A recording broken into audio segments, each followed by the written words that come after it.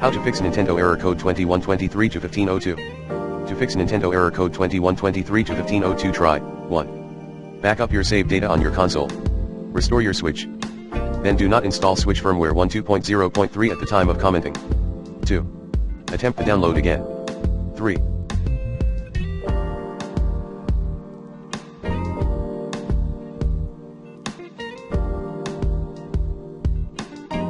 Clear the cache on your Nintendo Switch console.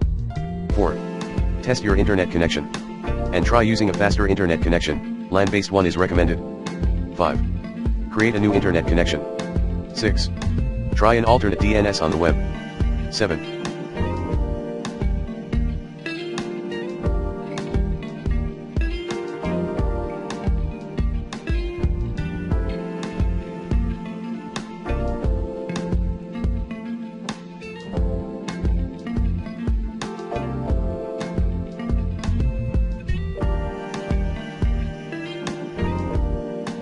Ensure that the MTU value in your network settings is set to default, 1400.